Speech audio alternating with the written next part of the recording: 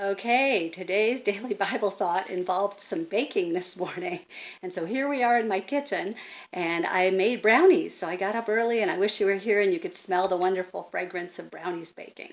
But today's daily Bible thought is in another twofer. So there's two verses. One is from the Old Testament, one is from the New Testament.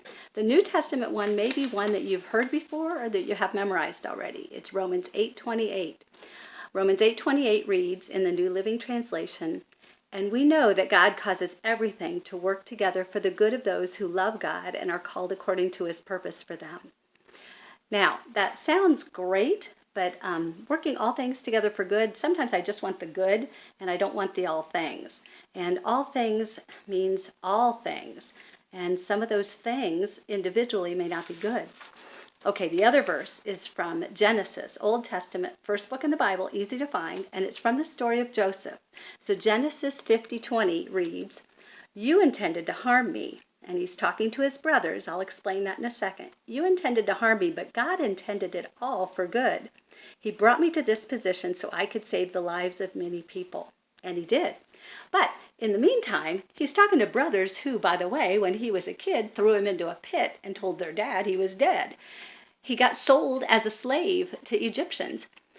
He got thrown in prison. I mean, he had been through terrible things in his life, and yet he never gave up on God. He never stopped believing and trusting that God was faithful and that God would work it all for good. And he did.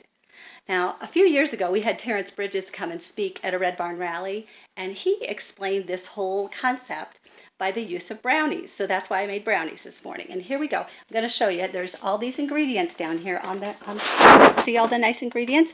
And the brownies are back there.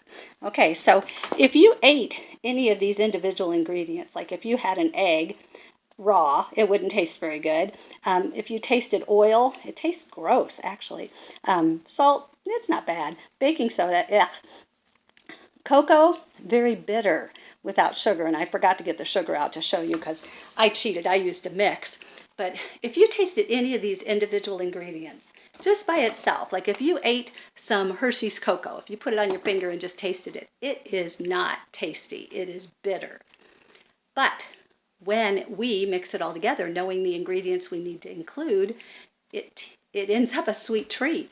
It's delicious. Well, God, in his sovereignty and ability to provide for us, knows what we need in our lives, and he mixes it all together to create in us something that could never existed. You know, you can't have only good things in your life. If we just added sugar and sugar and sugar, the brownies would be disgusting. We need the oil, we need the eggs, we need the salt, we need the baking soda, we need all the ingredients because together they create the brownies. Together, God uses all things to help us become the people we're supposed to be for his purpose.